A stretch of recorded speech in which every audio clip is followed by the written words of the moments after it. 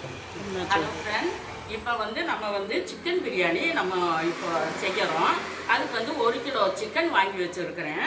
அடுத்தது அதுக்கு தேவையானது 1 புடி கொத்தமல்லி தழை, 1 புடி புதினா. இதுக்கு தேவையானது நம்ம எடுத்து வச்சுக்குவோம். அடுத்தது இதில் மில்க் மிஸ்ட்டு தயிர் 1/4 லிட்டர் வாங்கி வச்சுருக்கிறேன். அடுத்தது வெங்காயம் 1/2 கிலோ வெங்காயம் எடுத்து வச்சுருக்கிறேன். இந்த மாதிரி பச்சை பட்டாணி ஒரு புளி பச்சை பட்டாணி வச்சுருக்கிறேன். 1 லெமன் வச்சுருக்கிறேன். 10 காஞ்ச மிளகா, 10 பச்சை மிளகா, இஞ்சி பூண்டு 2 சேர்ந்து 100 கிராம், 1 கிலோ பாசுபதி அரிசி வாங்கி வச்சுருக்கிறேன். இது எல்லாம் சேர்த்து நம்ம பிரியாணி பண்ணலாம். பாத்திரம் நல்லா காஞ்சிருச்சு. இப்போ 1 ஸ்பூனு நெய் ஊற்றிக்கலாம். அதோட சேர்த்து நான் ரீஃபண்ட் ஆயில் வாங்கி வச்சுக்கிறேன். அதையும் சேர்த்து ஒரு 4 ஸ்பூனு எண்ணெய் ஊற்றுறேன். நல்லா காயிட்டு இஞ்சி பூண்டு வரமிளகா பட்டை கிராம்பு எல்லாத்தையும் சேர்த்து நம்ம மிக்சியில் அரைக்கணும். இந்த மாதிரி அரைக்கணும். காஞ்சிருச்சு. இப்போ அதோட நான் மிக்சியில் போட்டு அரைச்சது இந்த எண்ணெயில் போட்டுடலாம்.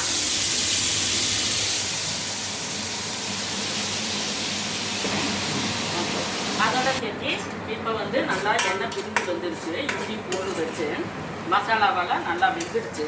அதனால் இப்போ கொத்தமல்லி தழை, புதினா இது எல்லாம் நம்ம இதோட எண்ணெயில் சேர்த்து நம்ம வறுத்துக்கலாம். பிறகு 10 பச்சை மிளகா வச்சுருக்கிறேன். இதோட சேர்த்து நம்ம பச்சை மிளகா வச்சுருக்கிறேன். 1/2 கிலோ வெங்காயம் வச்சுருக்கிறேன். அதையும் சேர்த்து இதோட போட்டு 1/2 கிலோ வெங்காயம் அதோட சேர்த்து நல்லா வணக்கணும். எண்ணெய் 1 ஸ்பூனு எண்ணெய் ஊற்றிக்கலாம். தக்காளி அதில் போட்டால் சிக்கன் வேகாது. அதனால நான் 1 கிலோ தக்காளியை நான் இப்படி இருக்கு. இப்போ இஞ்சி பூண்டு வெங்காயம் பச்சை மிளகா பட்டாணி எல்லாமே நல்லா வெந்துடுச்சு.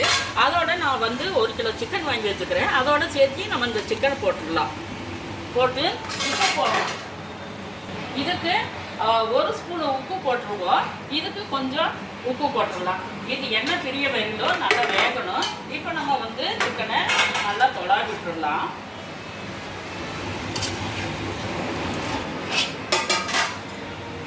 இப்போ கறி நல்லா வெந்துருச்சு. அதோட சேர்த்து நம்ம தயிர் 1/4 லிட்டர் வாங்கி வச்சுருக்கிறேன். அதையே சேர்த்து நம்ம ஊற்றிடலாம். அதோடவே அதோட சேர்த்து தக்காளியை இதில் நல்லா வெந்துருச்சு. நம்ம ஆஃப் பண்ணிட்டு இதை எடுத்து இந்த தக்காளியை இதோட சேர்த்து தக்காளி ஊற்றிடலாம்.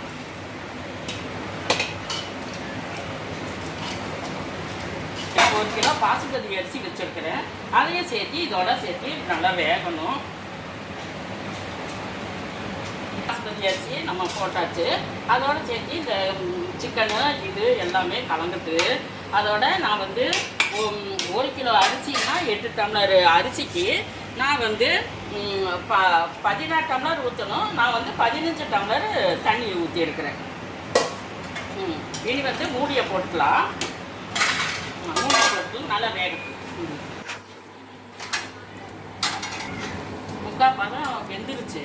இப்போ இதுக்கு நம்ம எலுமிச்சம்பழம் ஊற்றிக்கலாம். 1 எலுமிச்சம்பழம் வாங்கி நான் வெட்டி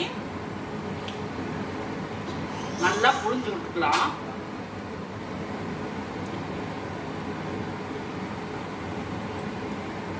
புழிஞ்சு விட்டுட்டு கொஞ்சம் 1 ஸ்பூனு நெய் ஊற்றிக்கலாம். 1 ஸ்பூனு நெய். அப்புறம் பிறகு ஒரு தொலாவிட்டு நம்ம தம் போட்டுக்குவோம். தம் போட்டுட்டு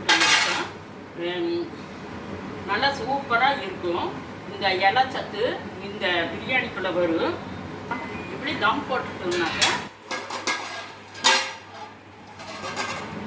இப்படி வச்சுட்டு நான் இதில் அரை பாத்திரத்துக்கு நான் தண்ணி வச்சுருக்கிறேன்.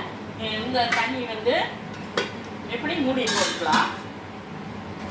இங்கே மேலே தம் போடுற மாதிரி இருக்கும். இப்போ எப்படி வெந்திருக்குது அப்படின்னு சொல்லிட்டு நம்ம இப்போ பார்த்துக்கலாம். இப்போ நம்ம இலையில தம் போட்டிருக்கிறோம்.